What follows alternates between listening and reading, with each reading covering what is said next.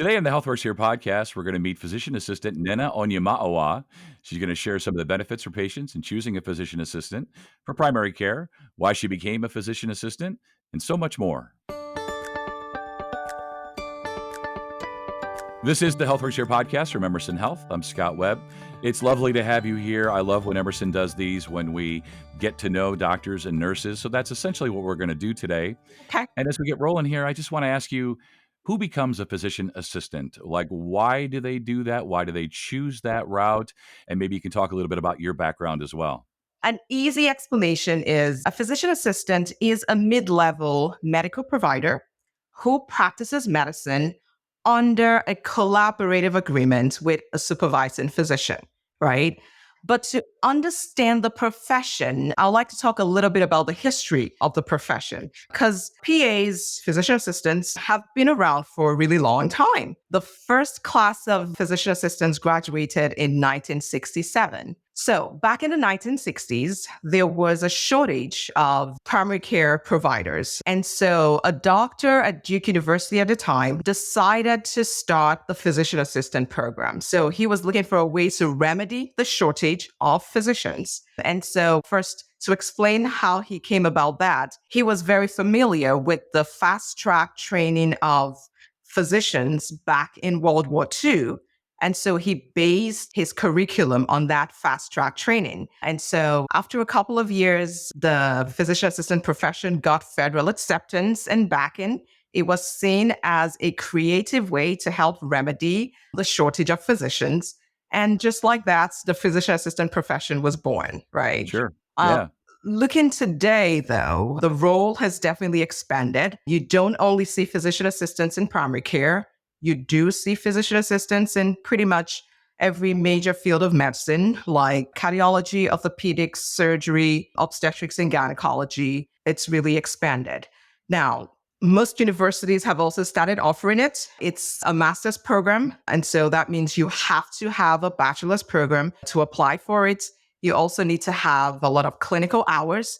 So to answer one of your questions earlier, you would see people who already have a medical background. So a lot of paramedics, for instance, eventually apply to get into physician assistant school. And it is a two-part program, usually ranging from 2 to 3 years, depending on what university.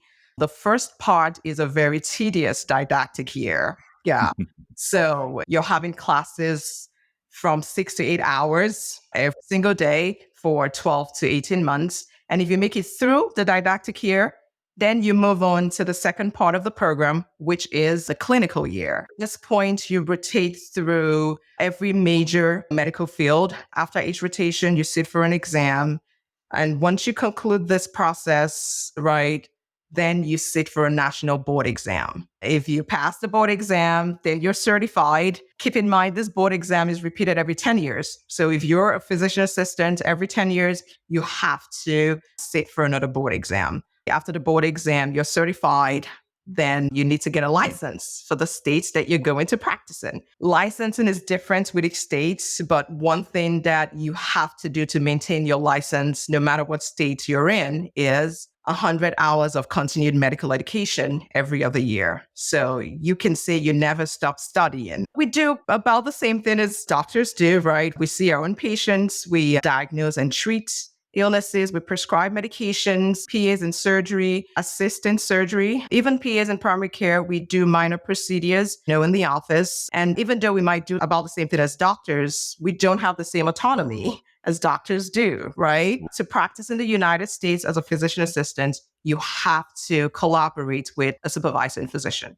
Well, it's so great to sort of understand the history of all of this. Right. And as I think a lot of, patients, prospective patients, we have these questions, right? We hear that we're going to be seeing a physician assistant and we think, well, is she a nurse? Is she a doctor? Exactly. So it's Yeah. sort of somewhere in the middle, but I'm sure for some patients, there are a lot of benefits. So maybe you can talk about the benefits of having a PA as your primary care provider. So I have been a physician assistant for 10 years. And so I have definitely met a lot of patients, and I would base this answer on the feedback that I've gotten from patients, right?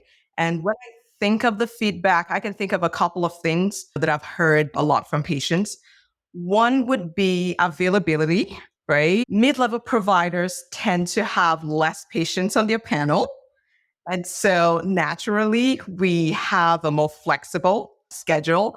And so there are patients who only want to see their primary care provider, whether it's an acute visit or anything, they just want to see their PCP.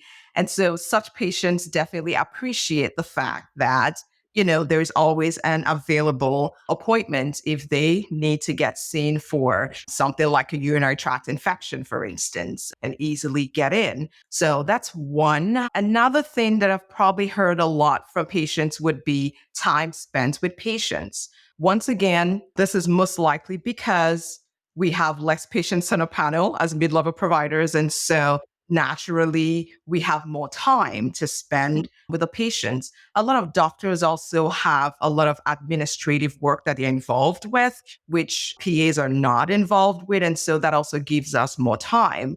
And patients appreciate having the time to ask all of their questions and spending time explaining the diagnosis and treatment plan. They definitely appreciate that. So those are a couple of things I can think of. And so I guess I can actually agree with some of those feedbacks that I've gotten from patients because currently my PCP is a physician assistant. Yeah. Yeah, I have to remind myself sometimes that doctors and nurses are patients too, right? You also have to see someone. So we're talking to a PA today who has a PA for your primary care. I mean, that's kind of perfect. Wondering what are some of your specialty areas? What are some of the things you see the most or like to treat the most? If PAs even really think like that, like, oh, I love it when these come in. Yes, and I'll actually talk about something that I'm really getting more and more interested in. So, I am an internal medicine PA, and so I specialize in adult medicine, right? Okay. And so, most of what I focus on is solving diagnostic problems, managing severe long term illnesses, and helping patients with complex chronic conditions. Conditions like heart disease, hypertension, diabetes, pulmonary illnesses, and obesity, right?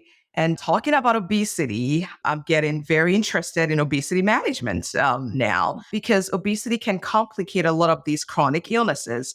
I am currently getting certified. I'm doing a training to get certified in obesity management.